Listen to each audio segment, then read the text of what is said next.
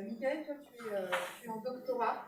Tu fais une thèse sur la socio-anthropologie du travail dans les missions d'études du Paraguay, du 17e et 18e siècle, sous la direction de Denis Merkel, sociologue, et de moi-même, anthropologue. Et tu donnes à l'IHE 2 cours sur lesquels je vais revenir, les cours de travail, culture et identité, et aussi un atelier d'écriture. Donc tu diras peut-être un mot à un moment donné. Mais tu dis déjà ton attachement au travail d'écriture des sciences sociales.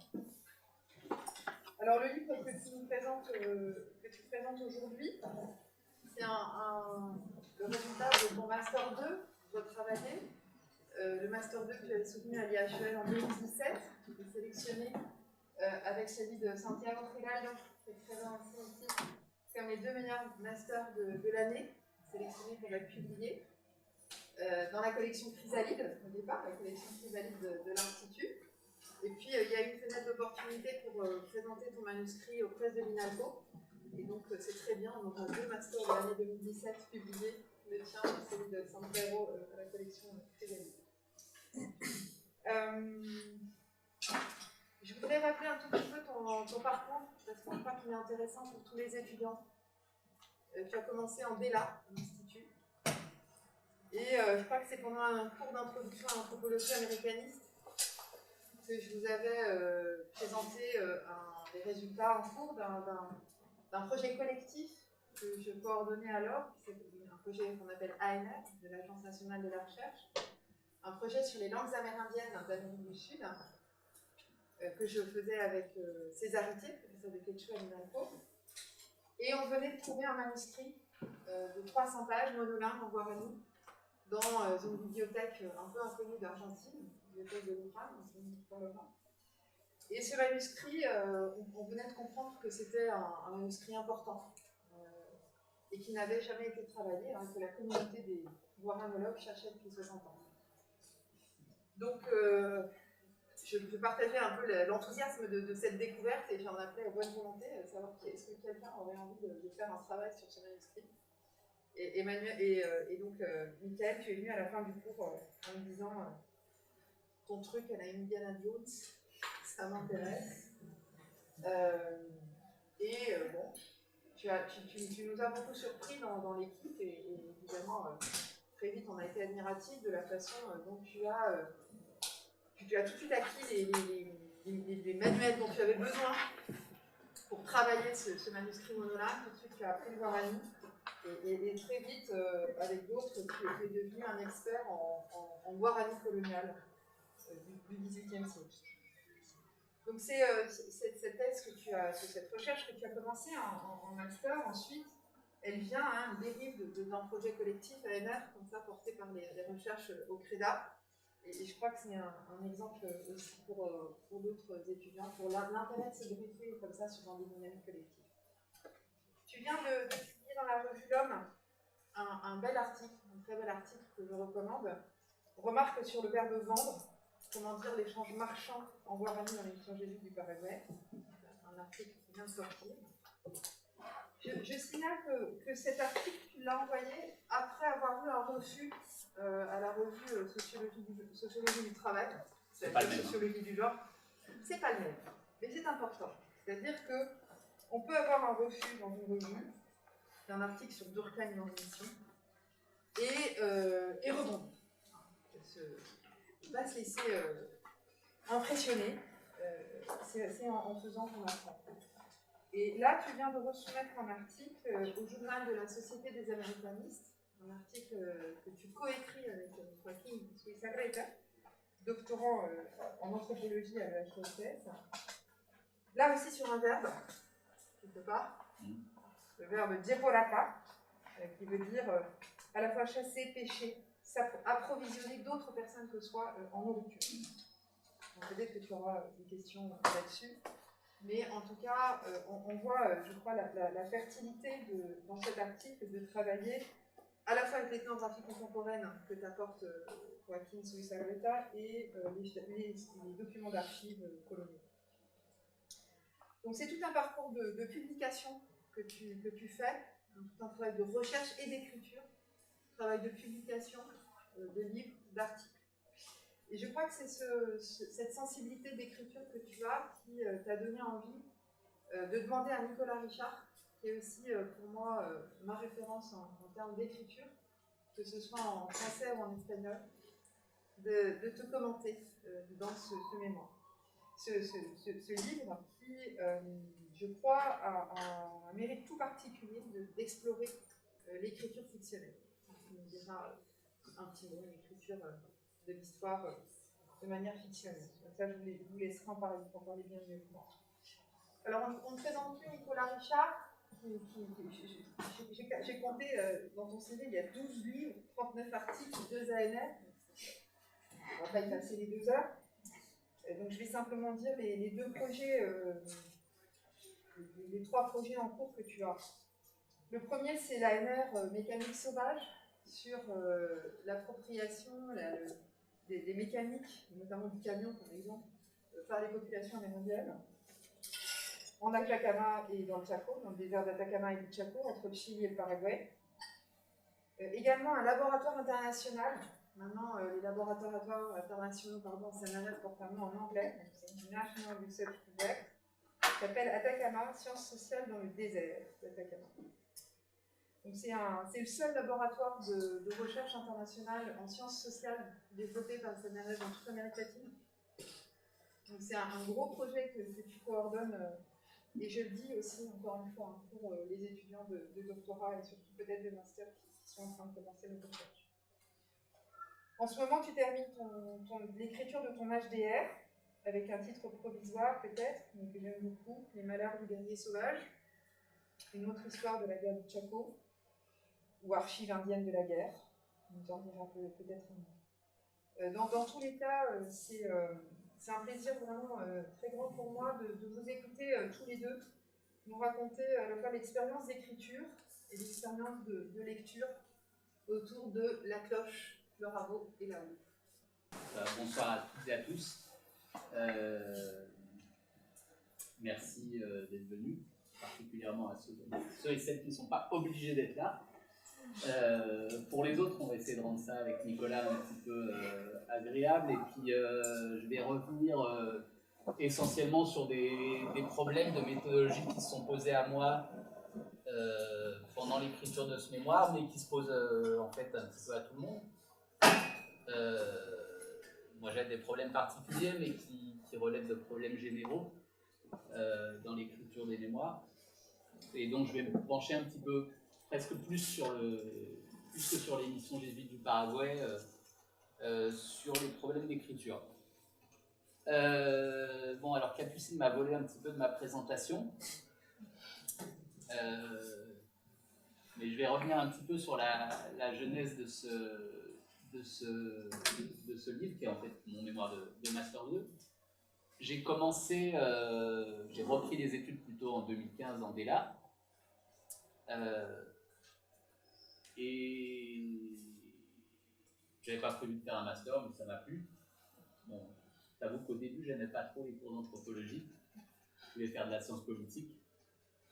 J'étais dans le cours de Camille.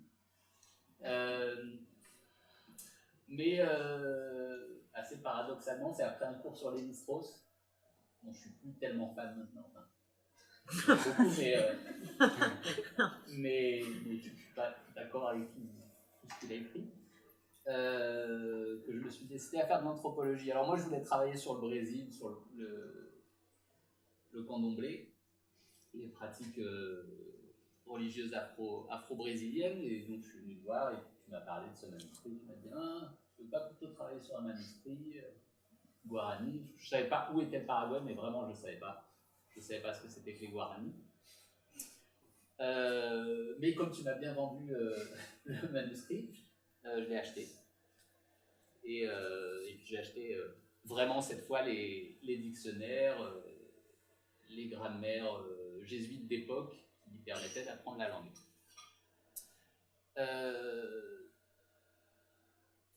Donc au moment de commencer le Master 1, je ne savais pas trop, et je me souviens d'une discussion qu'on a eue, on ne savait pas trop ce qu'il y avait dans le manuscrit en fait, parce que personne ne l'avait traduit, et on se demandait un peu à quoi il servait. Et le début du manuscrit, je vais parler du manuscrit après, mais le début du manuscrit, c'est un dialogue entre deux infirmiers, non, entre un jésuite et un infirmier, sur la manière de soigner les malades. Donc à ce moment-là, on n'avait pas encore complètement percuté que c'était un manuscrit sur le travail.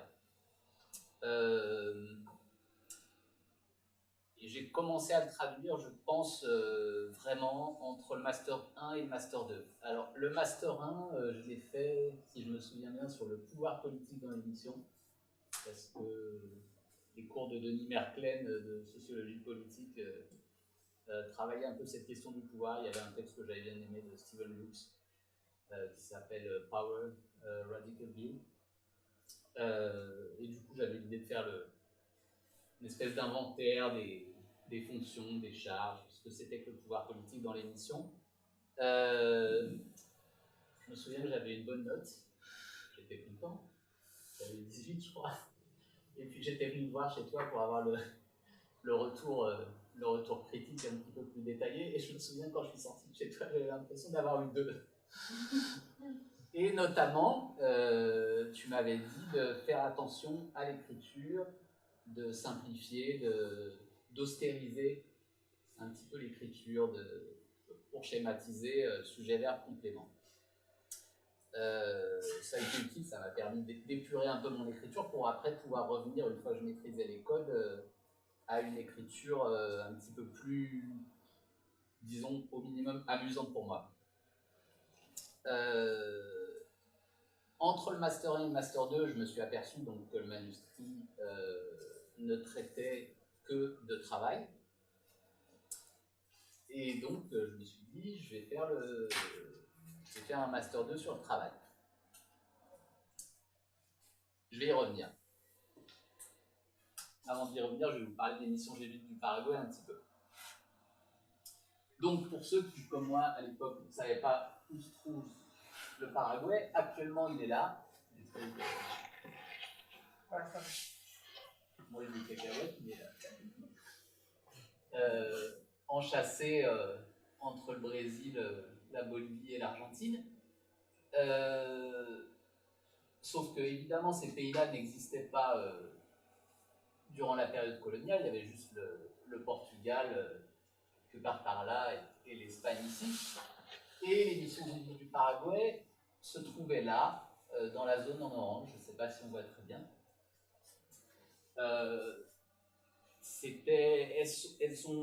La première a été fondée en 1609. Je mets une date de fin en 1768 parce que les jésuites ont été expulsés d'Espagne en 1767 et le temps que l'information arrive et que tout le monde soit expulsé, on est en 1768. Mais les missions n'ont pas été détruites. Pour certaines, elles ont été laissées à l'abandon. D'autres sont devenues des villes qui maintenant existent toujours au Paraguay. Qu'est-ce que c'est qu'une mission? D'ailleurs, on disait plutôt réduction que mission à l'époque. C'est un endroit où on réduit les gens. Réduire les gens, ça veut dire beaucoup de choses. Réduire évidemment les populations indigènes, les Indiens. On les réunit dans des espaces qui ne sont pas fermés dans les faits, mais qui imposent quand même une délimitation territoriale, une territorialisation. Donc on les réunit dans des endroits, ils construisent des villages. Il semblerait qu'au début ce soit plutôt les jésuites qui commencent à construire l'église, et selon ce qu'ils racontent, les Indiens qui les regardent construire l'église en rigolant.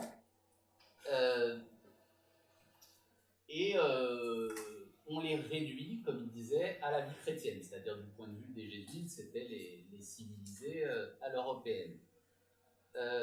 Il y a des missions, comme les missions franciscaines par exemple, qui sont en vert sur la carte, qui restent petites, dans lesquelles il y a peu de familles, même si elles sont créées à la fin du XVIe siècle, au début du XVIIIe, il n'y a toujours qu'une cinquantaine de familles. Les missions jésuites du Paraguay, ce n'est pas du tout le cas. Au début du XVIIIe siècle, vous avez 30 missions, dans lesquelles il y a grosso modo 130 ou 140 000 habitants. Donc il ne faut pas les penser en termes de village, c'est un véritable complexe urbain. À titre indicatif, la plus grosse des missions, Yapeyú, compte 10 000 habitants à une période où Buenos Aires en compte 2 000. Et Asunción, qui est la grosse ville de la région proche, en tout cas, en compte 10 000 aussi. Donc c'est vraiment une population démographique importante. À la tête de ces villages, qui comptent entre 2 000 et 10 000 habitants, vous avez 2 jésuites, 2 missionnaires, donc qui doivent diriger un petit peu, enfin pas un petit peu, qui doivent évangéliser et administrer la mission, donc administrer au niveau du travail et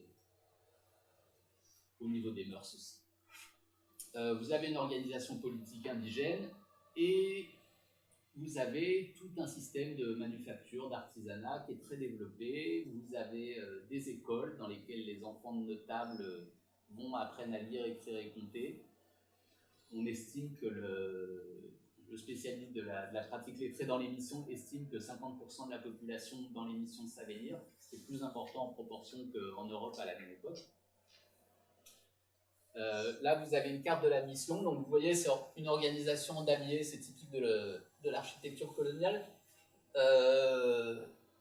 Avec la maison des chefs, en fait, qui se trouve autour. L'église au centre de la place. Là, vous avez le patio dans lequel il y a tous les ateliers. Là, vous avez ce qu'on appelle la maison des pères, qui est la maison des jésuites, avec les cuisines quelque part par là et l'école à côté. Comme ça, ils peuvent passer, surveiller ce qui se passe dans les cuisines, dans les écoles et dans les ateliers.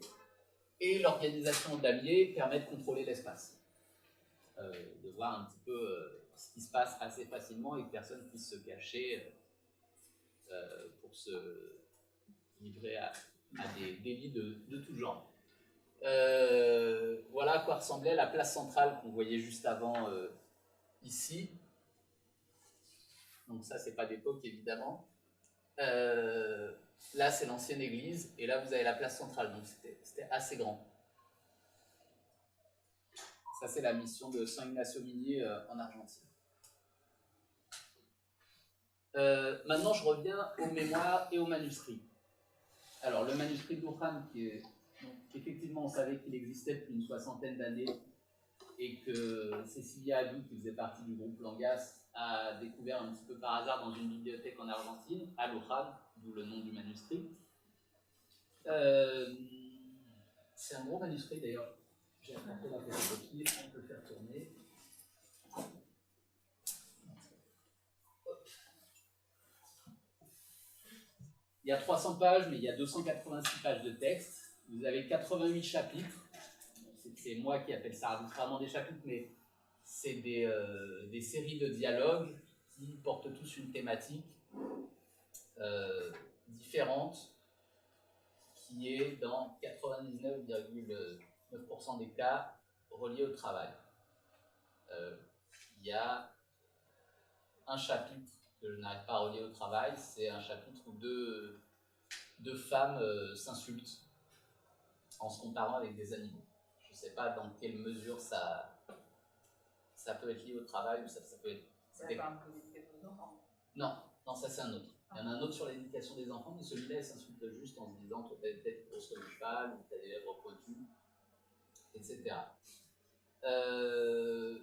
Le manuscrit est construit à la manière des catéchismes, donc avec des questions-réponses, et toujours une personne du dialogue qui représente une autorité et l'autre qui est son subordonné. Donc l'autorité montre l'exemple et corrige son subordonné quand, ce qui arrive souvent, le subordonné se trompe ou fait des bêtises.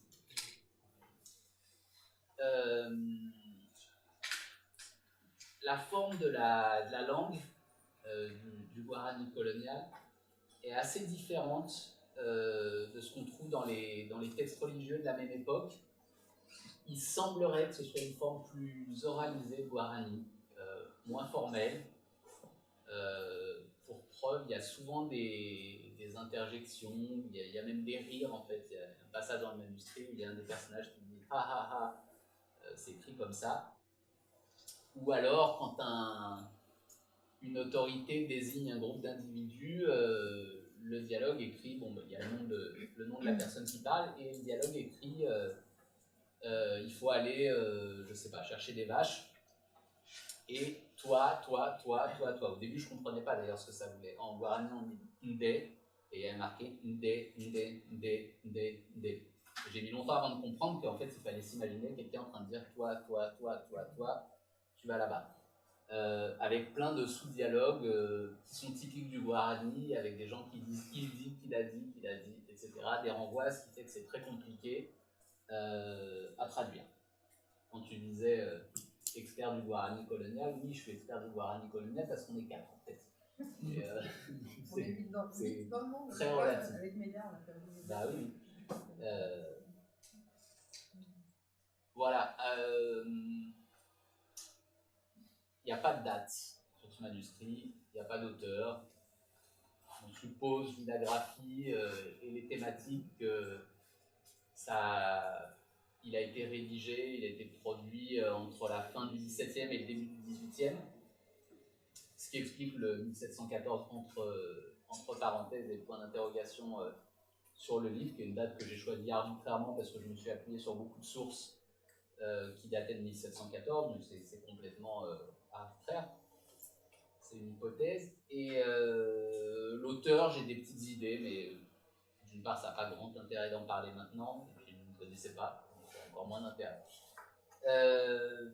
Quoi qu'il en soit, probablement que ce livre a la même fonction que les catéchismes, c'est-à-dire les catéchismes servent aux missionnaires, enfin les manuels les livres en eux-mêmes servent aux missionnaires à savoir ce qu'ils doivent dire et faire dire aux populations qui viennent évangéliser. Ben là, c'est savoir un petit peu comment se comporter dans le cadre du travail, à travers des situations un petit peu imagées, et que dire aux gens qui se comportent bien ou pas bien, selon les normes en vigueur, dans le cadre du travail. Donc je pense que c'est un catéchisme de travail. Voilà, il ressemble à ça, mais de toute façon, il est en train de tourner, vous allez le voir. Et il n'est pas bleu, c'est juste la couleur de la photo, les pages sont blanches. Il est tout petit, il fait grosso modo cette taille-là, il tient dans la poche. Hop, ah bah voilà, j'ai fini le PowerPoint.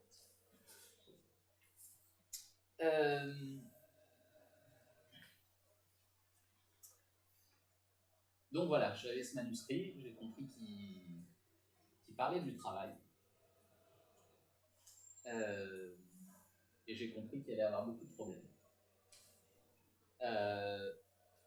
Le premier problème que j'oublie tout le temps, en fait, parce que moi ça me paraît complètement naturel maintenant, c'est le problème de traduction. Il faut apprendre une langue qui est encore parlée, mais qui en fait a tellement changé que les locuteurs de Guarani contemporains ne comprennent pas ce qu'il y a écrit dans le manuscrit. J'ai fait le test plusieurs fois dans les communautés indigènes où j'étais, et ils disent « Ah, ça c'est le Guarani de nos ancêtres », on ne comprend pas. Alors que, paradoxalement, pour moi, c'est assez similaire, mais eux ne le comprennent pas. Donc, on a tous fait comme les missionnaires de l'époque, c'est-à-dire qu'on s'est servi des dictionnaires et grammaires qui ont été rédigés, produites au XVIIe et XVIIIe siècle. C'est un apprentissage assez long, mais dans le même temps, quand on est en train de traduire le manuscrit, on a toujours envie de savoir ce qui se passe après, on a l'impression qu'on va découvrir un trésor, ça n'arrive jamais, mais ça motive.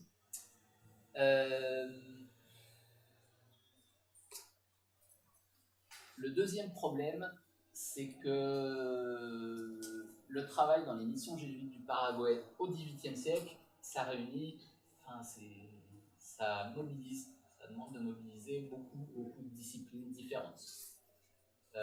Évidemment, c'était un mémoire en anthropologie, donc j'avais pas trop le choix. Il fallait que je fasse un petit peu d'anthropologie. Ça se passe au XVIIIe siècle, il faut faire de l'histoire. J'aime bien la sociologie, donc je vais vous mettre un peu de sociologie. Et puis il y a la question de la langue, donc il faut se pencher au moins un minimum sur les questions de linguistique. Heureusement, je faisais partie d'une équipe dans laquelle Élodie Bestel, qui est maîtresse de conférence à Paris 3, m'a donné quelques notions de linguistique.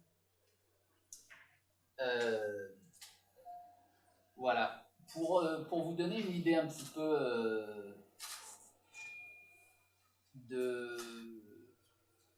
la pluridisciplinarité, pour celles et ceux qui n'ont pas lu le livre, dans le chapitre 2 du livre qui parle de travail politique, on peut dire des autorités politiques, j'essaie une approche bourdieusienne qui ne marche pas très très bien d'ailleurs, en termes de champ. Dans le chapitre 5 sur les ateliers d'artisanat, j'essaie de mobiliser un petit peu Durkheim avec d'une part les problèmes de solidarité mécanique, solidarité organique, les transformations de la société par le travail. Et dans une partie du chapitre 3, j'essaie de rebondir un petit peu sur des problèmes liés au genre qui ont été établis par deux autrices.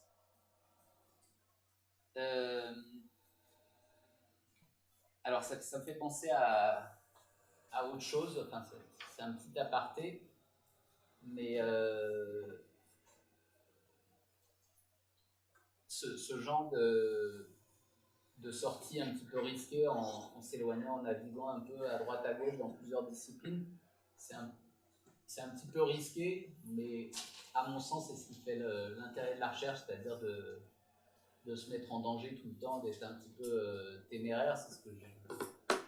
Il me semble que c'est ce que je dis aux étudiants que j'ai en cours. Enfin, quand ils doivent me rendre un travail, je préfère qu'ils risquent quelque chose plutôt que d'avoir le cours ressorti bien proprement.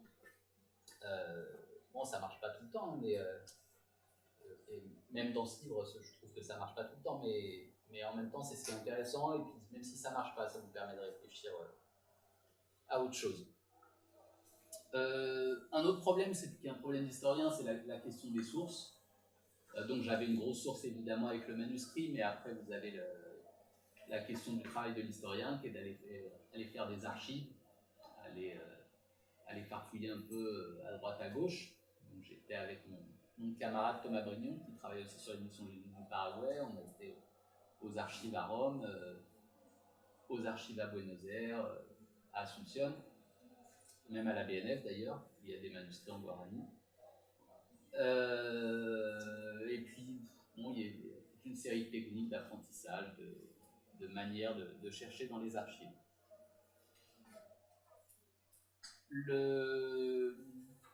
Un problème que j'ai dû relire un petit peu l'introduction du livre, pour m'en souvenir, parce que je ne me souvenais pas de tout. Un problème que il ne me semble pas avoir bien résolu, c'est le problème, c'est le cauchemar de tout le monde, c'est d'identifier une problématique.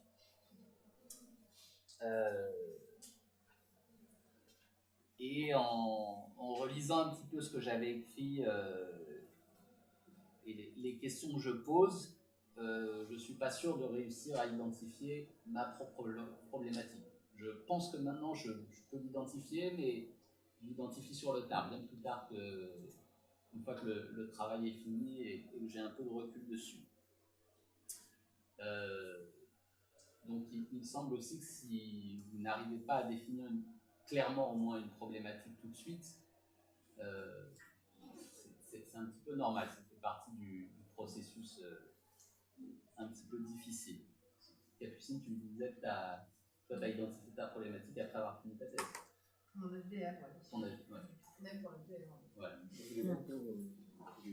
En fait, c'est souvent les autres qui divisent. En fait, ce que tu fais, c'est qui vous aide à prendre conscience de la problématique. Ouais. Moi, c'est Nicolas que je dis. Oui, et ça rejoint quelque chose que tu dis souvent, le fait d'en discuter avec des gens vous oblige à clarifier votre pensée, à identifier les points où vous ne vous exprimez pas clairement. Si la personne en face ne vous comprend pas, c'est pas la faute de la personne en général, c'est votre faute. C'est pas de votre faute directement, c'est pas que vous êtes mauvais ou méchant, c'est juste que vos idées ne sont pas encore claires. Et souvent les idées ne sont pas claires tant qu'on n'a pas fini d'écrire. Et même quelquefois ça prend du temps derrière. Dernier problème, donc vous reconstruisez un peu. Alors moi je vais un peu plus loin là dans ce livre. je vais concrètement, je vais prendre des personnages qui ont existé. Alors en fait, je les ai pris dans les recensements de l'époque. Je leur ai donné un nom, enfin j'ai pris le nom qu'ils avaient, j'ai pris leur âge, la famille, c'était indiqué dans les recensements, et ensuite je leur construis une identité. Alors par exemple, sur le cas du pouvoir politique, du chapitre sur le pouvoir politique, évidemment, j'ai cherché dans un recensement quelqu'un qui était cacique. Évidemment, la personne du recensement ne faisait pas du tout ce que moi je raconte dans l'histoire. Dans l'histoire, je mets du chapitre 2, je mets en scène un corrégidor, qui est l'autorité politique la plus importante de la mission, qui a une rivalité avec le majordome, qui est le comptable en chef de la mission, donc qui a aussi un certain pouvoir dans une autre sphère, dans la sphère plus économique. J'invente une rivalité entre ces deux personnages, mais pour inventer cette rivalité, je m'appuie évidemment sur les dialogues du manuscrit, un chapitre justement qui concerne une discussion entre un jésuite, un corregidor et un majordome, et sur des sources qui racontent les relations entre le jésuite, le corregidor, le majordome. Et j'essaie de m'imaginer ce qu'il pouvait y avoir comme type de rivalité entre ces deux personnages dans la mission. Donc je fais ça pour tous les chapitres. Dans le premier, c'est des infirmiers. Dans le second, c'est les autorités politiques. Dans le troisième, c'est des caciques dans le cadre de l'agriculture. Dans le quatrième, c'est deux cuisiniers. C'est un dialogue qui se passe en cuisine. J'en profite pour travailler la question de la nourriture et du goût dans l'émission, et dans le cinquième, c'est dans les ateliers d'artisanat.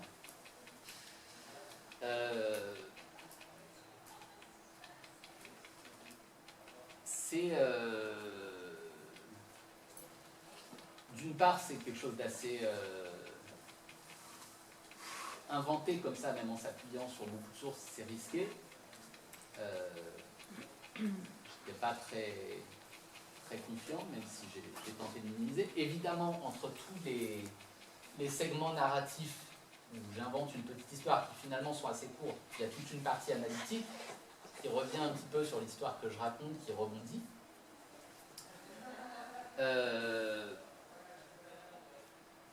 Mais on s'éloigne beaucoup des exigences de l'écriture en sciences sociales.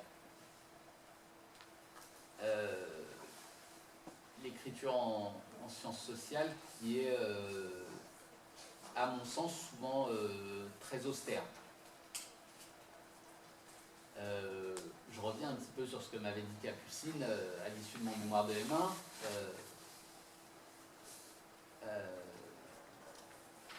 Je faisais trop de lignes dans mes phrases, pour simplifier. Trop de lignes, trop de virgules, et donc Capucine m'a dit, hop, on réduit, sujet verbe, complément. Donc j'ai fait ça un certain temps, jusqu'à ce que j'estime que je maîtrisais cette technique de sujet verbe, complément. Et pour le mémoire de M2, je pense que pour le mémoire de M2, je ne maîtrisais pas encore bien. Les parties narratives, je pouvais faire ce que je voulais. Je pense que je maîtrise ça un petit peu mieux. Écrire des articles, ça vous forme à ça, à être très concis, très précis. Et une fois que vous avez maîtrisé ça, vous pouvez revenir à des phrases un petit peu longues, parce que le problème, c'est pas tant je fais des digressions sur l'écriture, mais en fait, c'est de ça dont j'ai envie de parler. C'est pas tant de faire des phrases longues que des phrases qui sont pas intelligibles parce qu'elles sont pas bien articulées au niveau du sens. C'est-à-dire que dans une phrase, vous ne pouvez pas parler de 50 choses en même temps. Et souvent, quand on vous dit qu'une phrase elle est trop longue, c'est pas qu'elle est trop longue, c'est vous parlez de 4 choses en même temps. De la même manière qu'un paragraphe doit comporter qu'une seule idée, une phrase doit comporter qu'une seule idée précise. Vous pouvez mettre plein de propositions, comme Bourdieu le fait, mais il faut que ça reste toujours, il ne doit pas y avoir de digression qui soit au moins pas pertinente dans une phrase. mais pour ceux et celles qui écrivent leur mémoire de master en ce moment, je vous recommande surtout de respecter la règle des 3 lignes. Vous ne faites pas une phrase de plus de 3 lignes. Si ça déborde sur la 4e, c'est acceptable, mais si c'est plus de 3 lignes, ça va être compliqué. Déjà, c'est que votre idée n'est pas claire dans votre texte. L'écriture, elle traduit votre pensée et elle vous oblige à la synthétiser.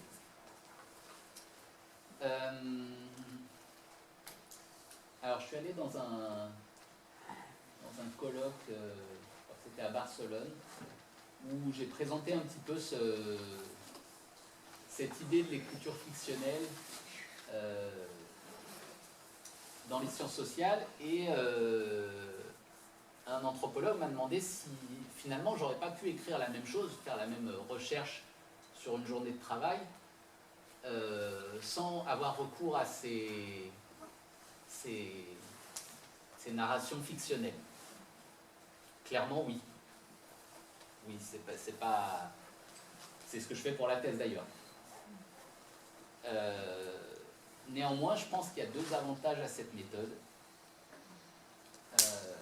D'une part, on essaie d'écrire pas que pour soi. L'objectif, c'est d'être lu. D'être lu pas nécessairement pour l'ego, mais aussi pour transmettre des informations. Et l'objectif, c'est que la personne qui vous lit le vive pas comme un supplice ou un calvaire. Il y a des articles ou des livres qui sont pénibles à lire. Et du coup, cette idée de narration fictionnelle, elle agit un petit peu comme un point d'accroche pour attraper le lecteur et le reposer à chaque fois entre les parties analytiques qui sont denses. Voilà.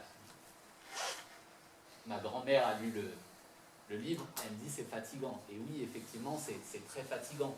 Et c'est d'autant plus fatigant, même pour quelqu'un qui est habitué à lire des sciences sociales, que quand on ne connaît pas le sujet dont on parle.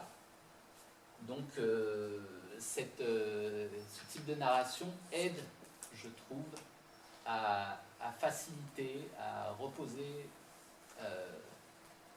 le lecteur dans le cadre de la lecture d'un livre. Évidemment, dans un article, on ne peut pas faire ça, on n'a pas la place. Dans un livre, on peut.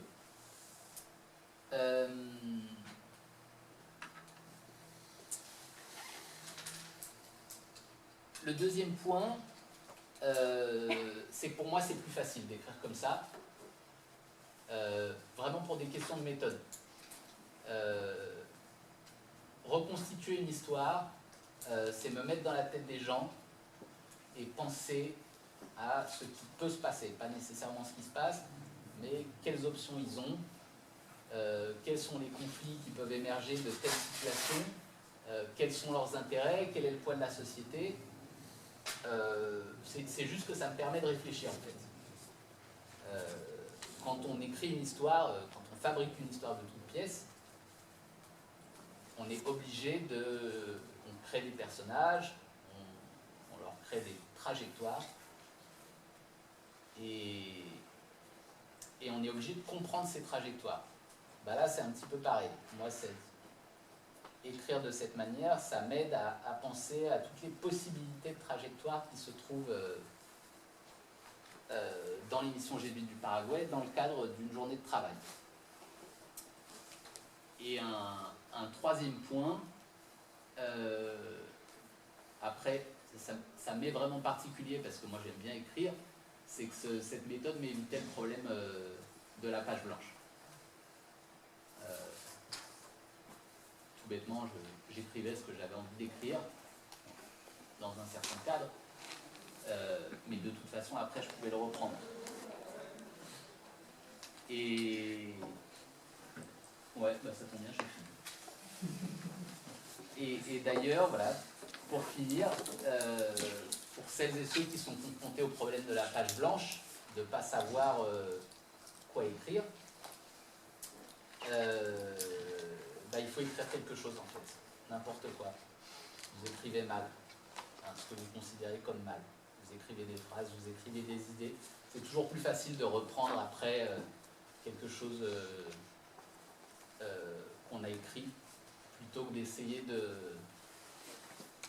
sortir tout de suite la phrase parfaite avec l'enchaînement d'idées. C'est impossible, personne ne fait ça. Enfin, quand vous lisez un livre, je sais bien que vous avez l'impression que tout est sorti comme ça, mais en fait, rien n'est sorti comme ça. Je vais t'envoyer mes chapitres de test, Capucine, tu vas comprendre l'anarchie que c'est. Mais oui, voilà, écrivez quand vous êtes devant votre page blanche, vous avez une idée, vous écrivez, et si vous ne mettez pas le verbe au bon endroit, c'est pas grave. Faut juste écrire en fait. Voilà. Merci. Merci Mickaël. On t'écoute Nicolas sur ton expérience de lecture. J'aurais envie de regarder tout de suite la discussion. Merci beaucoup à vous deux pour l'invitation. C'est un grand plaisir d'être là, malgré les risques sanitaires, etc. C'est un grand plaisir d'être là, c'est un grand plaisir d'avoir lu ton ouvrage, c'est un grand plaisir de je sais pas, mettre en discussion ton travail. Je ressens une grande admiration pour ton travail qui me touche. Enfin, ça, je vois les choses à peu près comme toi, quoi. Enfin, tu coches tous les trucs que moi aussi je pense. J'ai aussi des questions par rapport au risque de cette stratégie. Tout à l'heure, on va en discuter. J'espère, mais premièrement, dire tout ceci, hein, dire que c'est un grand plaisir d'avoir lu ton ouvrage, que c'est un grand plaisir d'être ici avec vous, que c'est un grand plaisir d'être là. Et toute mon admiration donc, sur ce travail. Alors, plusieurs des choses que j'allais dire ont été dites. Premièrement, la mécanique que Capucine a retracée tout à fait exemplaire, hein, c'est-à-dire un projet de recherche qui trouve un document, qui trouve un étudiant qui s'intéresse à ce document, qui produit un bouquin comme ça en Master 2, c'est vraiment tout à fait exemplaire. La recherche, la formation, l'étudiant, enfin tout s'enchaîne, c'est le monde idéal. Donc ça c'est très bien, enfin, c'est comme il faudrait faire les choses, quoi. Donc je souscris entièrement ce que dit Capucine Mickaël quant à l'articulation nécessaire entre travail de mémoire et de thèse et projet de recherche en général. C'est-à-dire que c'est une articulation qui est vertueuse, justement parce que ça produit des choses, quand ça produit des choses comme ça. Puis je m'en sais, en commençant à lire deux choses tout de suite, quoi. Toi, tu as utilisé le mot téméraire, qui n'était pas venu, mais bon, moi aussi j'avais pensé que tu étais extrêmement courageux à écrire ce texte. Courageux ou téméraire dans le sens du dispositif ou du machin que tu construis, quoi, enfin de ton texte, mais j'y reviendrai tout de suite. Mais aussi courageux par tout ce que tu as dit, hein, parce que les missions jésuites du Paraguay, ce sont quand même les grands sommets de l'américanisme, hein, c'est comme dire Potosi ou dire Mexico-Tenochtitlan, enfin je sais pas, on confronte les grandes montagnes de l'américanisme. Moi j'ai pas du tout cette stratégie, moi toujours je cherche le vide, enfin, je cherche à aller où personne n'a été, où rien n'a été écrit, pour pouvoir, dans l'immunité, enfin dans certaines impunité, m'inventer mes trucs sans avoir trop... Mais toi, tu es allé dans le direct dans les grands, dossiers, quoi, hein, dans les grands dossiers américains, quoi, dans les grands dossiers américains classiques et fondamentaux. Et alors, là-dedans, enfin, bien que tu dises que tu n'as pas trouvé beaucoup de trucs sur le travail, quand même, sur les missions jésuites du Paraguay, il y a une sacrée biblio, quoi, enfin, même si, comme tu le montres très bien, elle est plutôt redondante, quoi, dans sa... Bon, bref, on y reviendra. Donc là, ici, et là aussi, il y a un grand courage, quoi, hein, d'affronter, enfin, après, je ne vais pas te glorifier, enfin, non, mais j'en étais pas conscient du tout, tout ça, quoi. Il y a un grand boulot derrière, quoi. Mais Voilà, quand on va dans des lieux où personne n'a écrit, quoi, enfin, quand on cherche des lieux loin, c'est moins compliqué que quand on tombe dans ces grands dossiers, où il est très difficile évidemment de se mettre à jour sur tout ce qui a été écrit, enfin lire tout ça, mais surtout de trouver une voie propre quoi, de dénonciation, de dire quelque chose là-dedans qui ait un sens, qui fasse un sens sur un problème qui semble saturé, enfin liquidé. Enfin, je sais pas qui m'a écrit là l'autre jour. Bon, bref. Quelqu'un m'a écrit l'autre jour, ce sujet est liquidé. Bon, bref. Donc, ce qui est difficile dans ces grands mammouths, quoi, enfin, c'est qu'on va écrire un truc sur Potosi, vous voyez, bon, il y a énormément de littérature, donc d'une, il faut avaler tout ça. Mais après, il faut se frayer un chemin là-dedans, une singularité, quoi, enfin, quelque chose qui dise, voilà, mon approche est singulière. Alors là-dedans, je crois que tu as réussi un coup, quoi, enfin, sincèrement. Moi, j'ai lu souvent des sources jésuitiques, je les ai lues concernant le Tchad ou concernant d'autres régions. Je sautais toujours la partie mission du Paraguay pour arriver au chapitre final sur les autres espaces. Mais tu as réussi un coup, quoi, une percée, c'est-à-dire il y a un angle de vue quoi, sur le problème qui est nouveau. Donc même si, bien sûr, il y a une écriture, une mécanique, enfin il y a tout, je vais y revenir là. Mais il y a ça. Et donc ça, je crois que c'est un exploit. Voilà.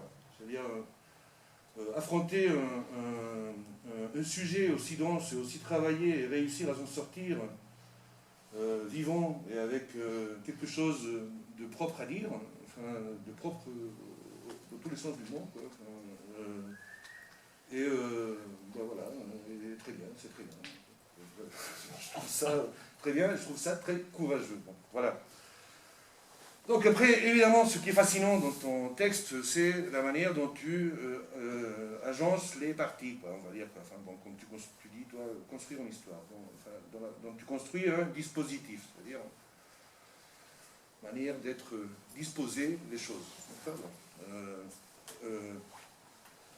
Alors, ce dispositif, tu l'expliquais très bien, hein, ça commence par ce manuscrit de Luján, donc, qui est un questionnaire. Si j'ai bien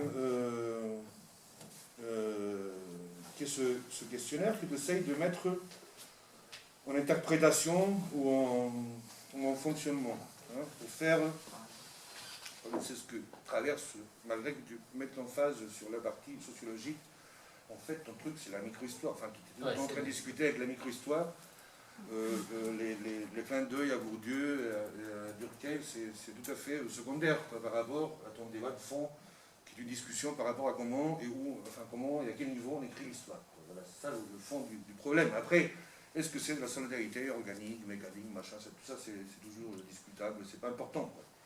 Ce qui est important, et d'ailleurs c'est par où tu commences, c'est par où tu finis, enfin ta discussion, c'est que tu aimerais écrire le fromage et les machins, les verres et le fromage du Paraguay. Voilà. Tu aimerais trouver tes petits sorciers nocturnes volant dans l'émission.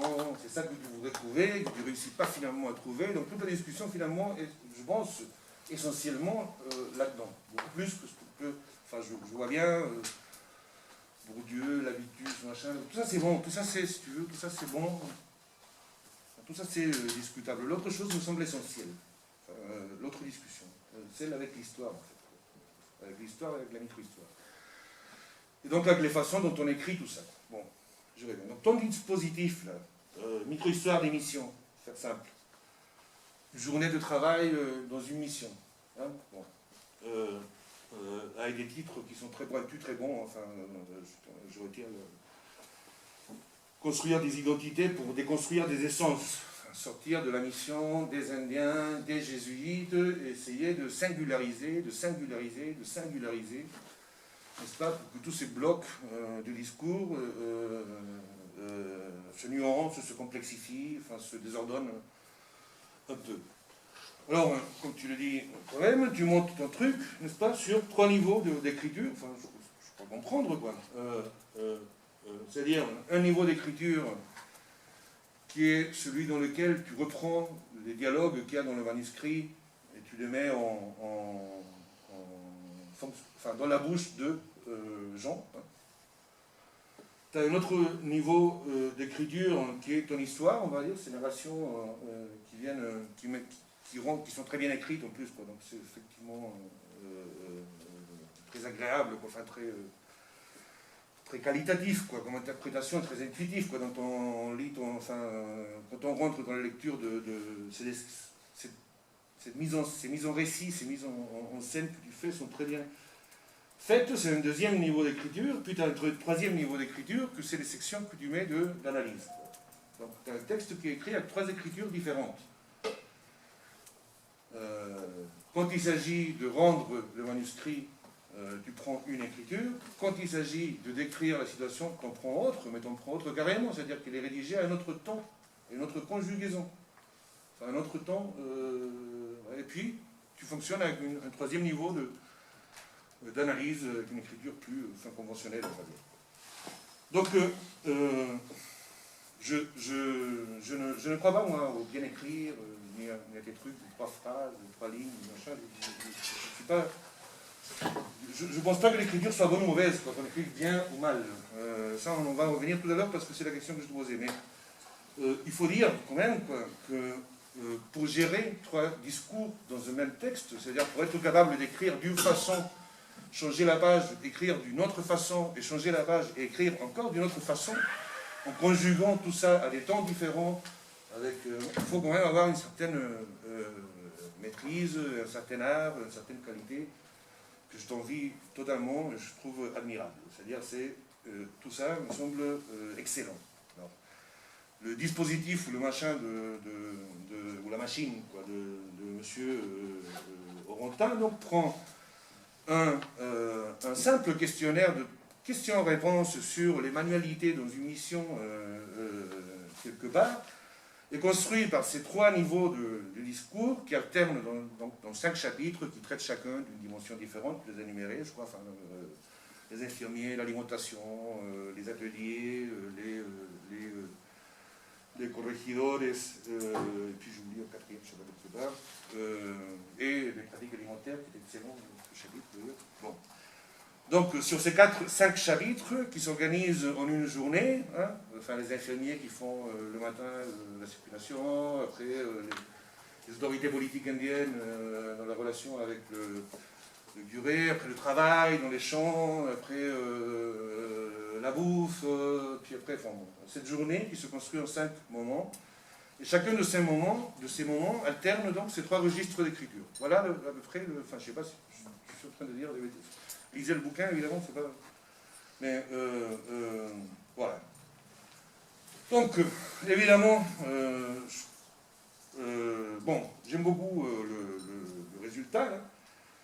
Je trouve que c'est une lecture, que ce décalage de ton, enfin, de type d'écriture sont productifs, quoi. Je ne suis pas... Enfin, je vais y revenir tout de suite. Pas tant dans le problème que ce soit amusant. Enfin, c'est pas du tout ça qui est important, quoi. Ce qui est important, c'est que ce soit productif. Il y a des changements de temps, d'angle de vue, de registre de travail, mais d'intention des trucs. Parce que tu les écris sur 3 niveaux différents. Et donc ça devient plus intelligent. Non pas plus amusant, enfin peut-être plus amusant aussi, mais voilà. Bon, tout ça c'est très bien, et on voit dans ton travail toutes les vertus et tout le rendement qu'une approche comme celle-là peut avoir, hein, enfin, faire apparaître des acteurs qui n'existaient pas, comme des infirmiers, enfin n'existent pas dans la bibliographie, hein, comme des infirmiers, etc., ou rendre problématique des assertions qui étaient complètement établies, hein, juste par un jeu d'échelle et de points de vue. Bon, tout ça, je trouve ça très bien. Voilà. Maintenant, j'ai des questions ou des réflexions à te faire. J'aimerais prendre un peu d'eau de ta bouteille, mais je ne sais pas si on va mourir tous les deux. Je vais vous chercher un verre.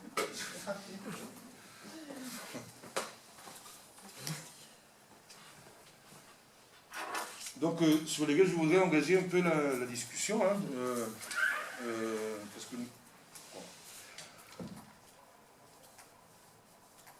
Qui sont de 3 niveaux. Enfin, après, j'avais préparé... Enfin, la première question est toute simple, c'est plutôt sur les missions jésuites, on va dire. Enfin, c'est pas sur ton livre, sinon sur ces missions jésuites que tu décris, enfin, que tu as décrit tout à l'heure, que tu as montré. Enfin, moi, j'ai toujours eu le... Enfin, je te disais que moi, je lisais les sources jésuitiques, toujours en allant chercher des autres territoires qui ne sont pas le Paraguay. Donc, ma question est toute simple. Qu'est-ce qui se passe dans ces autres territoires avec ce dispositif? Alors, au moment où tu es en train d'écrire ton truc, en 1714, tu as les grosses missions Guarani qui fonctionnent, avec ces 100 000, 130 000, enfin, je ne sais plus, 90 000 personnes dedans. Mais tu as à ce même moment une grande offensive jésuite sur la Patagonie, sur le Chaco, sur l'Amazonie bolivienne, sur l'Amazonie équatorienne, dans les plaines du Venezuela. C'est un moment, au XVIIIe siècle, il y a un grand... Enfin, une deuxième vague, quoi, on va dire, de colonisation, hein, qui porte le dispositif qui avait été créé pour le peuple paraguayen, avec ses populations, vers d'autres terrains. Et c'est un grand échec. Voilà le truc, hein, c'est un grand échec. Alors, simultanément, dans les mêmes bouquins où on lit, dans la première partie, que l'exemple paraguayen est un exemple mondial, quoi, de réussite de tout ceci, on lit dans les chapitres finaux que l'exemple du Chaco, par exemple, est modélique d'un échec. Donc ils arrivent avec leur mission, avec la même idée.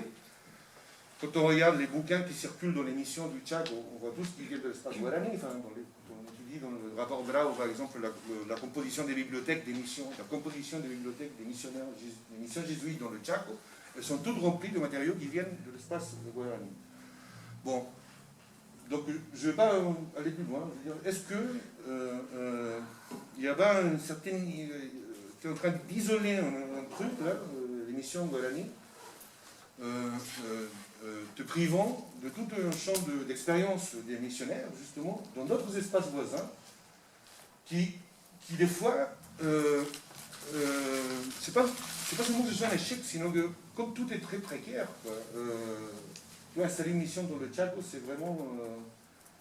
Enfin, il n'y a pas les gens, il n'y a pas les animaux, il n'y a pas l'eau, il n'y a pas le bois, il n'y a pas le machin. Donc tout devient très caricatural. Tu vois, le grec arrive et fait ça.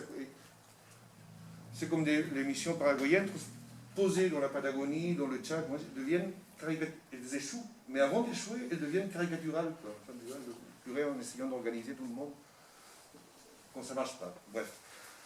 Donc ma première question est toute simple, c'est d'essayer de changer l'angle, enfin c'est pas tout à fait, mais essayer de te poser ce qu'on pense un peu d'autres expériences jésuitiques en Amérique, quoi.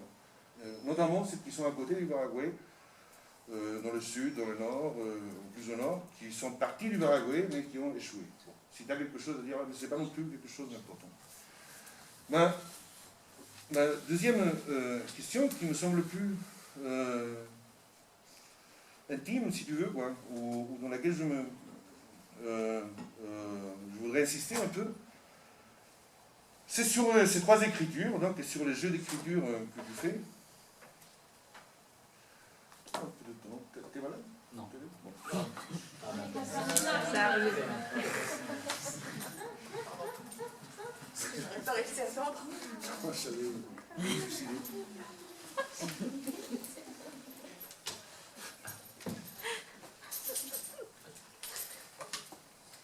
Bon, attendez.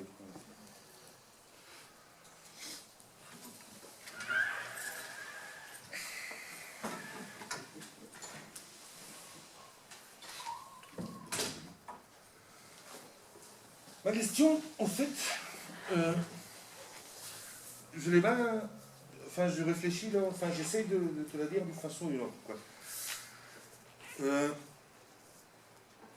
C'est qu'il y a un truc, quand même, dans cette écriture, des choses, hein, qui est trop rond, ou trop idéal. Malgré tes efforts, il y a quelque chose qui est trop rond, quoi, dans la description. Donc malgré ton effort de mettre en tension les niveaux d'écriture, les machins, les points de vue, résulte de ça parfois naïve, quoi. Je ne sais pas si c'est le mot. Je vais pas...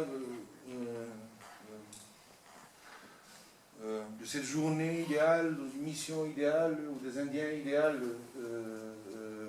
communiquent, il y a une certaine... voilà, il y a un risque là-dedans. Donc la question qui se pose, donc pourquoi ça se passe hein? Enfin, j'entendais tout à l'heure,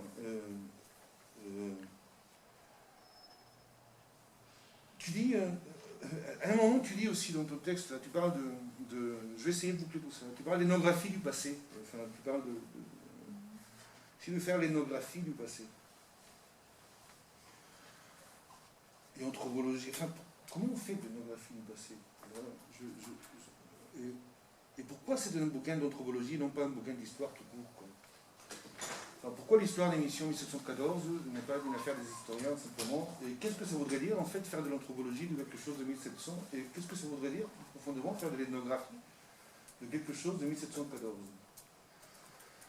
Alors, il me semble que, ça c'est un point de vue tout à fait personnel, je prétends, enfin c'est un point de vue tout à fait personnel. Qu'est-ce que c'est faire de l'ethnographie donc? Convenons que le discours, enfin, il faudrait, qu'est-ce que c'est faire de l'ethnographie, voilà. Enfin, c'est pas seulement, qu'est-ce que c'est faire de l'ethnographie? Donc, il y a quelque chose, en tout cas, moi je le sens comme ça, ou je le vois comme ça. Qu'est-ce que c'est faire de l'anthropologie ou de l'ethnographie?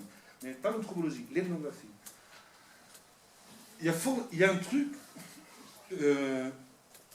qui doit être subversif là-dedans. Enfin, la relation au discours de l'autre, faire apparaître le discours de l'autre, ça a du sens quand ça devient quand ça subvertit quelque chose. L'ethnographie, c'est mettre d'autres discours en tension avec le texte et avec les textes.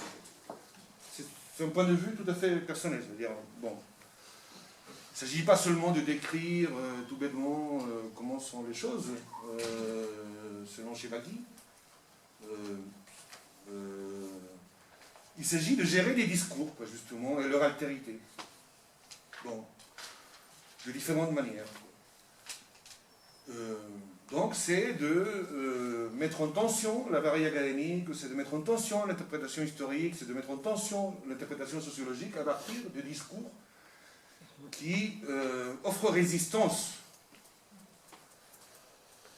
et qui posent violence, quoi, à ces cadres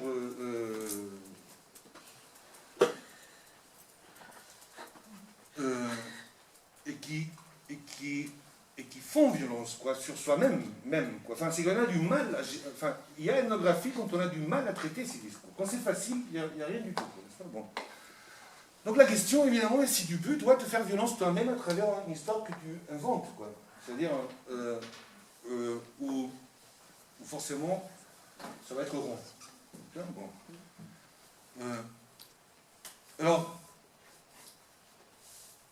quand on fait l'ethnographie, entre guillemets, du contemporain, on va dire que bon, bah, c'est plus simple de dire la dialectique du travail entre le discours qui fait violence et mon champ de référence et ma même écriture, et moi je suis en train d'essayer de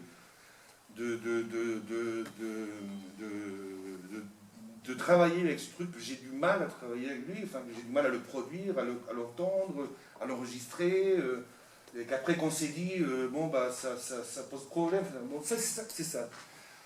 Donc, qu'est-ce qu'on peut faire? Donc, c'est ça. Donc, ça, c'est le premier niveau de question. Hein, voilà. Bonsoir. Vous avez un problème de clim ici? Non? C'est pas bon? Un problème de clim? Non, c'est pas bon alors. Non. Désolé. Enfin, on peut toujours faire. Donc, bon. Je vais aller plus loin là-dessus, simplement ça. Il y a quelque chose dans ton texte qui finit par ne pas être suffisamment... Comment dire? Les écritures sont trop apprivoisées, quoi, finalement. Donc, il n'y a pas de tension, effectivement. Ça devient trop ton texte. Il n'y a pas suffisamment de dialectique dedans. Donc, c'est une opinion, hein, c'est juste... C'est le truc. Bon, Donc voilà la question, tout simplement. Ça c'est une question. Voilà. Comment on fait de l'ethnographie du passé? C'est-à-dire où on trouve cette violence de discours qui permet de mettre en dialectique un travail ethnographique. Alors ton travail invente ces personnages. Hein? Tu les inventes, ces personnages, pour mettre en tension. Enfin, tu les inventes, tu les composes. Oui. Voilà, tu les composes dans la, comment tu as dit, le plausible, fictionnel, Fictionnel, non, plausible. le fictionnel plausible. Voilà. Bon, il y a eu limite.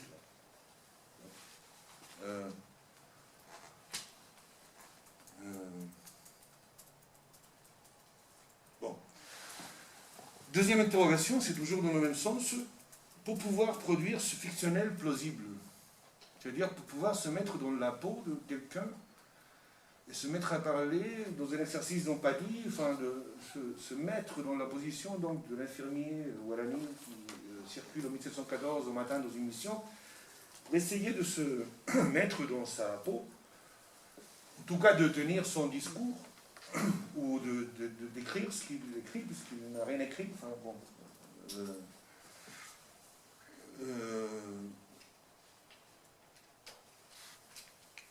Enfin, pour ne pas dire des bêtises, je veux dire, quoi, il faut être assez sûr de soi, quoi. Enfin, pour se mettre à écrire à la place d'un infirmier ou un ami dans une mission. Et ça va avoir une intuition. Enfin, ce que j'ai te demander, c'est simplement comment la relation entre des terrains contemporains et une ethnographie du passé. Ou alors, comment se construit l'intuition des choses dans ton rapport au terrain actuel qui te permet de mettre enfin, de fictionner, disons, ce que ça pouvait être à l'époque. Ce qui nous ramène à dire qu'on ne peut pas faire l'ethnographie du passé sans faire l'ethnographie du présent. Enfin, ce qui nous ramène à dire qu'on ne peut pas faire l'ethnographie du passé. Ou alors qu'on ne peut faire l'ethnographie du passé qu'à partir des intuitions qui résultent de... Enfin, que pas tout le monde peut, à partir de 3 bouquins, s'inventer infirmier Walani.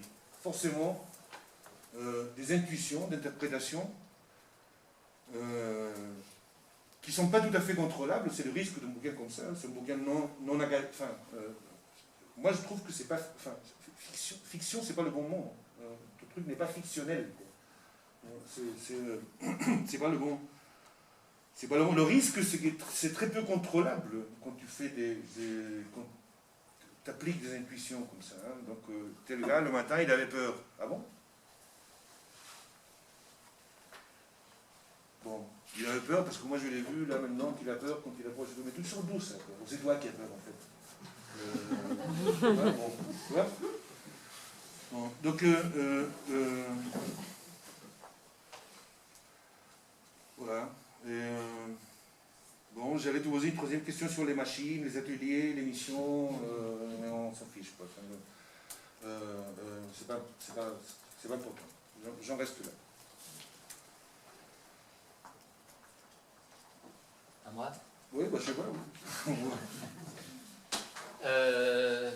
Bon, sur ta première question, je connais vraiment trop peu ce qui se passe en Patagonie, un petit peu plus ce qui se passe en Bolivie pour te répondre. Et le fait que l'expérience missionnaire marche de cette manière au Paraguay et ne marche pas ailleurs doit être lié à toute une série d'éléments qui tiennent autant à la manière de vivre des populations dans certains espaces, aux espaces en eux-mêmes physiques, qu'à la situation géographique où se trouvent les Guaranis qui sont pris entre les Espagnols d'un côté, les encomenderos, de l'autre les chasseurs d'esclaves portugais, et qui finissent en plus par se constituer comme une barrière militaire, un rempart militaire contre l'avancée vers le sud des Portugais pour le compte des Espagnols.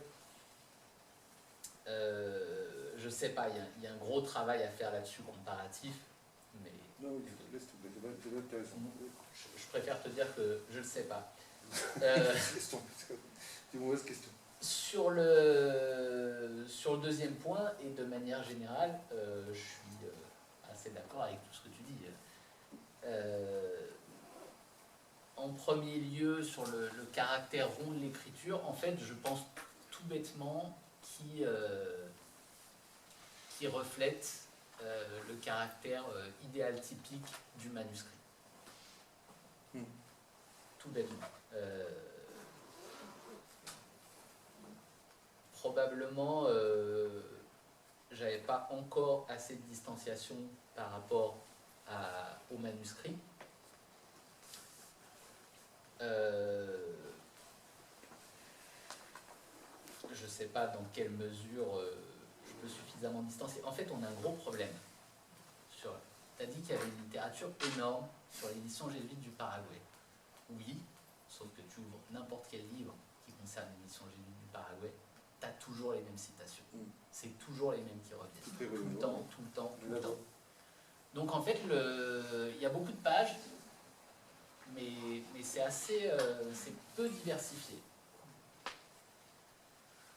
Et ce que je pensais qu'allait faire ce manuscrit, c'est apporter un point de vue différent sur ses sources. Parce qu'il ne faut pas oublier que les sources en espagnol, les sources en guarani, on ne les travaille pas depuis longtemps. Enfin, moi, je n'étais pas là quand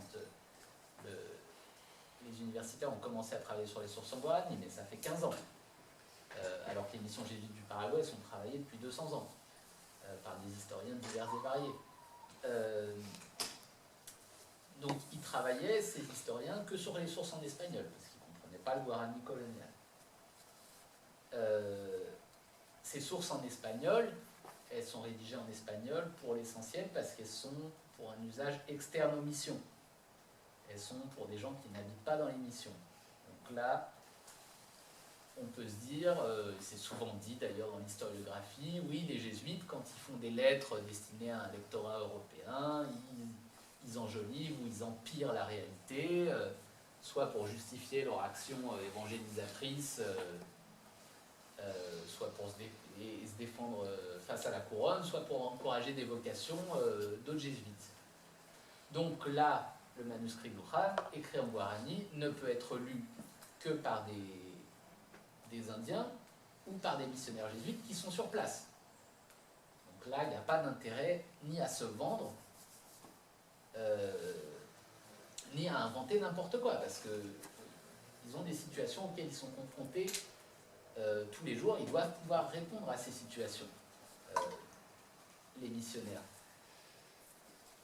Et donc je me disais, bon ben voilà, là on a des sources internes, ça va dire autre chose que les sources externes.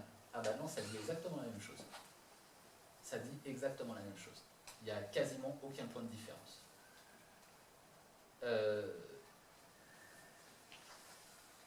Et du coup, sur quoi tu as dû... Ah ouais.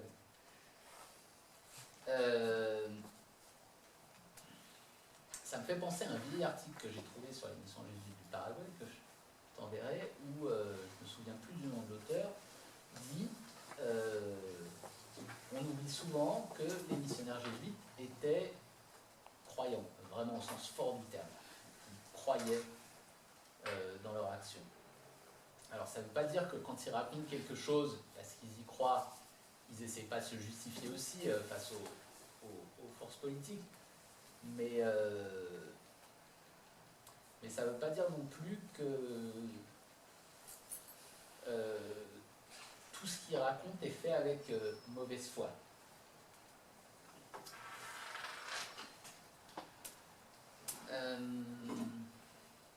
Sur l'ethnographie du passé et du présent, c'est bien que tu... oui, effectivement, je peux pas me mettre dans la tête d'un guarani du XVIIIe siècle. Néanmoins, après 6 mois au Paraguay avec Joaquin, dans une communauté Imbua. Après avoir écrit ton bouquin? Après. Je pense que ce que j'aurais écrit aurait été Excuse-moi, quand tu as écrit le bouquin, j'étais pas allé. tu n'avais pas fait de... Non. Ah, c'est très intéressant. Donc, qu'est-ce qui ressort de ton expérience? Il ressort que tout ce que les jésuites racontent comme situation anecdotique, pourrie, infernale, bah tout, tout tu le rencontres dans le Paraguay, dans les communautés, la manière dont le travail s'organise, de l'administrer, de travailler, de ne pas travailler, de parler, Après, moi je trouve que ça fait pas beaucoup de différence avec nos sociétés. Hein. Voilà, et puis en Joaquin, on a un missionnaire moderne. Joaquin, qui est le plus grand spécialiste contemporain des MBA, un jour où on raccompagne, je suis désolé de la raconter encore, mais on raccompagne 3 femmes qu'on avait accompagnées faire des papiers dans une ville. Évidemment, ça a duré longtemps parce qu'elles avaient oublié leur papier d'identité, alors que Joaquin leur avait demandé 4 fois de ne pas les oublier. Mais apparemment, c'est tout le temps. Et on revient et on en dépose 2 chez elle, et puis ensuite il y a un bout de chemin, 1 kilomètre à faire encore en voiture, et là il y a 2 autres qui descendent, et Joaquin leur parle, et leur dit bah non, on va vous déposer chez vous, remonter dans la voiture, et puis elle l'écoute à peine et continue, et là je vois Joaquin, qui a les mains sur le volant, qui lève les mains en l'air, et les mains qui retombent, ils comprennent rien. Et j'avais vraiment l'impression de voir le discours des missionnaires, où il y a une espèce de collision dans les manières de... Alors en fait, ce qui se passait, c'est qu'ils n'avaient pas envie de faire de voiture, tout bêtement, mais le manque de communication, et pourtant Joaquin parle parfaitement de Goa, et voilà, et c'est typiquement le genre de situation que les missionnaires racontent dans leurs chroniques. Et à côté de ça, encore une fois, je ne vois pas dans la manière des gens de se comporter. Évidemment, il y a des choses différentes dans nos sociétés, mais moi, je ne vois pas d'altérité radicale, sauf sur quelques points éventuellement, mais qui, au moins dans le cadre du travail, me semblent assez solidaires. Peut-être que si je peux te dire un mot, il me semble quand même que quand Nicolas te parle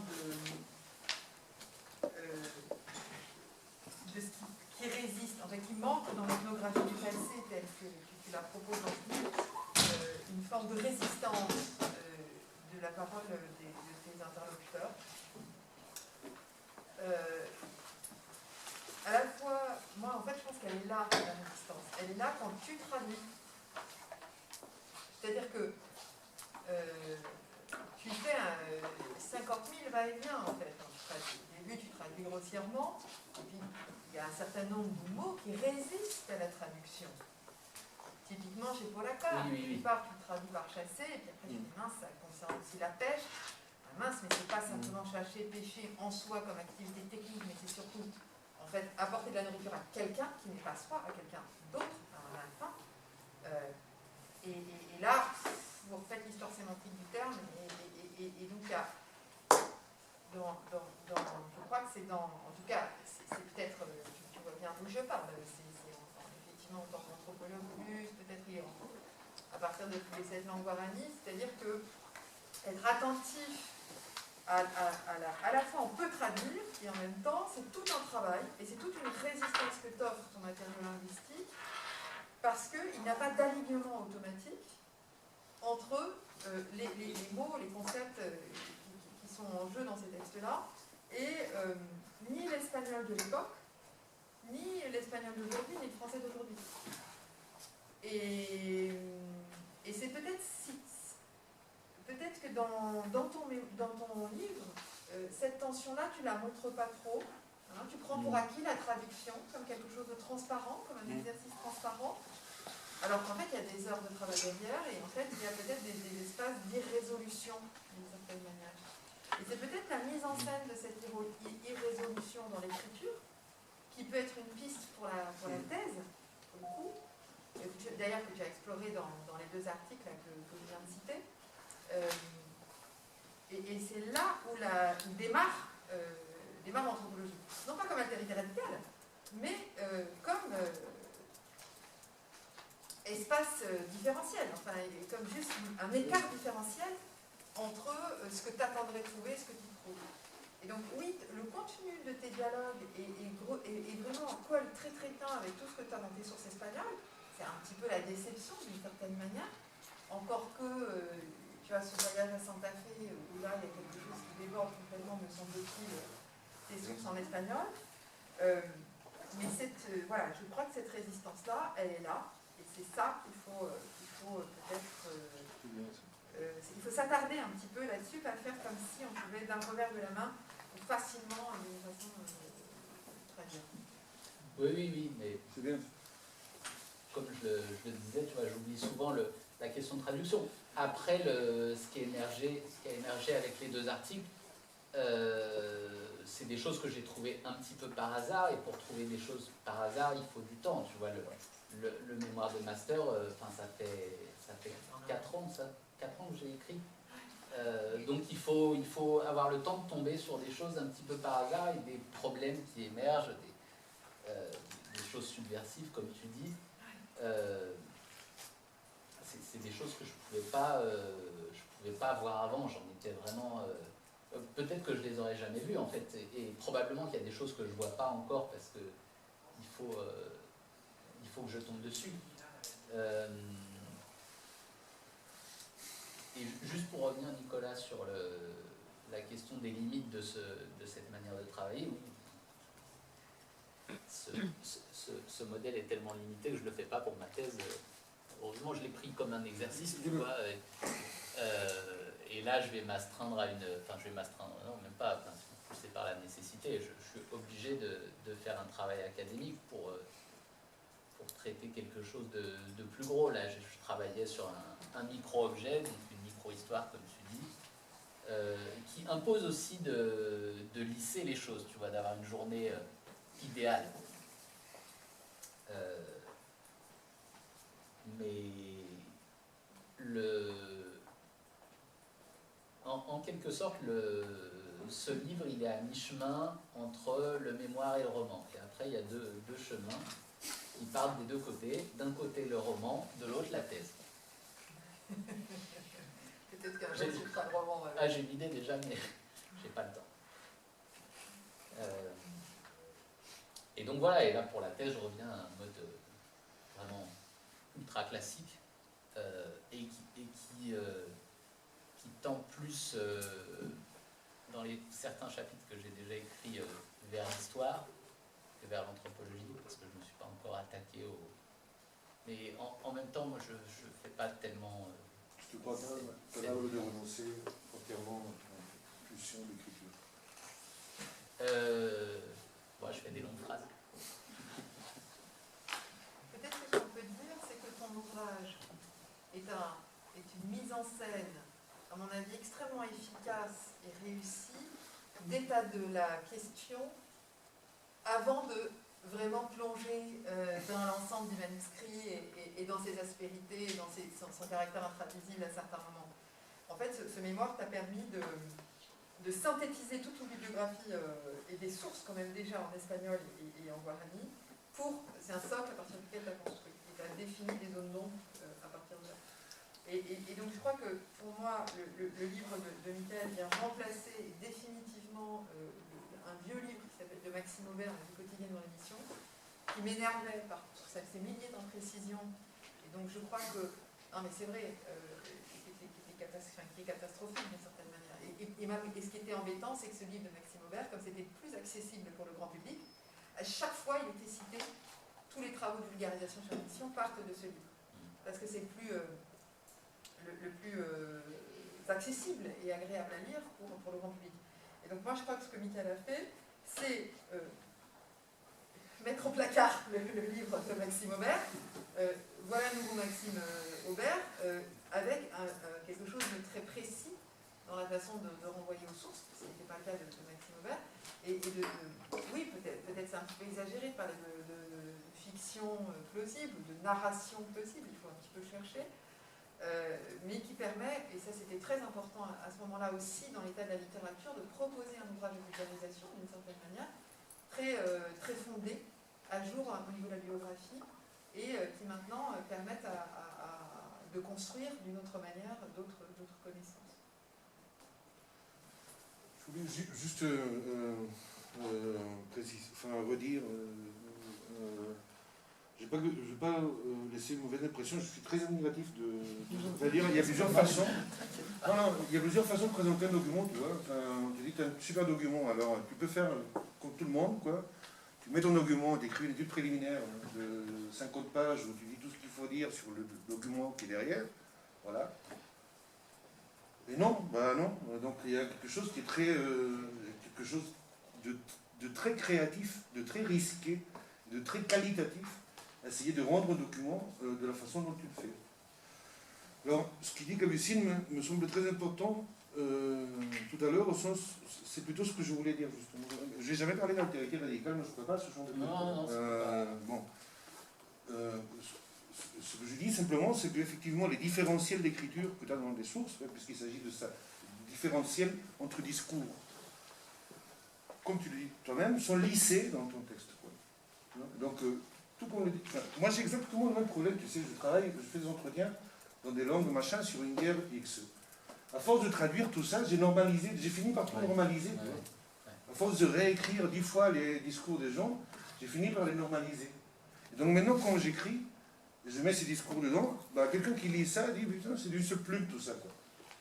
Et a disparu du machin, le fait que c'était dit dans une autre langue, le fait que j'ai dû le traduire, enfin déjà j'ai dû l'enregistrer, le traduire, le machin, etc., disparaît, parce que dans le travail d'écriture, ce que tu disais comme ici, les dissensions, les écarts du discours, les difficultés du discours, on a tendance, à force de réécrire, à les lisser. Donc on finit par avoir un truc tout rond, d'où disparaissent les différentiels entre sources, entre registres, qui sont ceux qui donnent un déséquilibre, donc une force, quoi, un texte. C'est ça le truc. Mais je te le dis avec toute empathie, enfin, je te le dis en solidarité syndicale, quoi. C'est-à-dire que... voilà. Donc c'est ça, effectivement. Capucine l'a très bien dit. C'est à force enfin, on fait disparaître... Enfin, un énorme boulot, dans ton cas de traduction du travail, et quand on arrive, à force de se l'approprier, à un moment, effectivement, on le rend trop... Bah oui, parce que moi, comme je le disais tout à l'heure, quand je présente mon travail, je ne dis jamais que je traduis le manuscrit. Enfin, ça coule de source, pour moi c'est évident, et ce qui m'intéresse, c'est d'aller chercher ce qui est dit une fois la traduction faite, mais je ne pense pas que j'ai dû traduire. Et quand je ne tombe pas sur des mots qui bloquent, comme Polaka ou Wendell, il n'y a pas de mot Guardi, je m'en rends pas compte. Donc j'oublie que j'ai traduit en fait. Et comme c'est en plus il y a le côté amusant de la traduction. Pour moi c'est comme un jeu, donc j'ai pas l'impression d'être en train de travailler. Donc vraiment je le mentionne pas, mais il faut que c'est clair que c'est une partie importante et qui met à jour des problèmes anthropologiques et historiques. Et sans rentrer dans le champ de la traductologie qui est immense encore, mentionner c'est rendre visible et rendre traçable finalement ton travail de traduction, c'est aussi le rendre falsifiable au sens où ce qu'a appelé Nicolas, c'est-à-dire qu'est-ce qu'un lecteur peut venir t'opposer et à quel endroit il va pouvoir te dire mais est-ce que tu es sûr d'avoir bien traduit ce terme-là, c'est-à-dire que si toi tu ne vois pas là où éventuellement ça peut coincer, d'autres qui te disent que je vois, et te dire à un moment donné est-ce que ça ne vaudrait pas la peine de creuser cette piste-là, et donc rendre traçable et visible tout ce travail de traduction, je pense que ça fait partie d'une méthode. Alors ça rend l'écriture plus lourde, c'est là où peut-être il faut réfléchir à la manière de le rendre de manière à la fois respectueuse de la part vraiment de la façon, du registre, du contexte d'énonciation. Bon, là c'est dans des sources, hein, quelque chose d'idée atypique, c'est un peu différent, et le rendre quand même audible et vraiment d'ouvrir les questions pour ceux qui ont eu. Je sais que les chapitres du livre ont circulé et on finira pas trop tard pour se laisser le temps de discuter à la sortie du séminaire aussi et donner quelques annonces en fin de séminaire.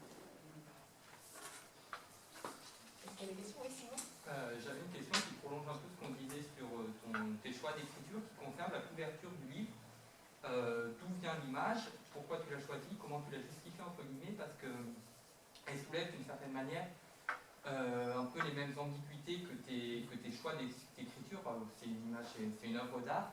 Et Nicolas avait parlé de description naïve de son écriture. C'est une image qui correspond exactement à ce qu'on appelle l'art naïf, avec toutes les ambiguïtés qui sont associées. Et c'est, je crois, aussi la seule image du livre. Je l'ai vu en version PDF, je ne sais pas s'il y en a d'autres. Donc c'est cette couverture qui donne du corps, entre guillemets, qui participe pleinement à la description que tu essayes de construire dans ton livre. Donc savoir pourquoi tu avais choisi cette couverture-là. Oui. Déjà, j'avais pas trop le choix. Je n'avais pas envie de prendre une des rares peintures sur les missions jésuites du Paraguay, qui par ailleurs peinture qui date du début du XXe siècle. Et c'est une amie d'une amie qui dessine, qui a fait le dessin en suivant un petit peu des instructions. Je lui ai laissé une certaine marge, mais bon, elle a lu le mémoire en entier, elle s'est renseignée, à tel point que par moment elle dessinait elle a arrêté de bouger les personnages, de replacer les choses. Elle me disait, mais c'est pas possible qu'on les mette à cet endroit-là parce qu'historiquement ça tient pas. Je me disais, non, mais c'est la couverture du livre, c'est pas.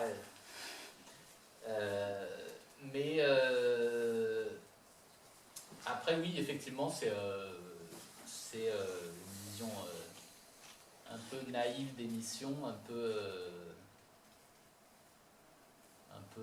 C'est un dessin un peu. Je sais pas comment dire. Mais moi, tout bêtement, je l'aime bien. Ce dessin, je trouve qu'il dépeint bien l'idée d'une journée. Voilà, bon, c'est une belle journée dans l'émission des Vies du Paraguay. Ça devait arriver régulièrement. Merci pour la question, Simon, qui nous a permis d'en savoir plus sur cette fabrication de la première de couverture, qui est toujours une aventure. Est-ce qu'il y a d'autres questions sur ce chapitre que vous avez pu lire ou sur ce que vous savez du travail de Michael par ailleurs?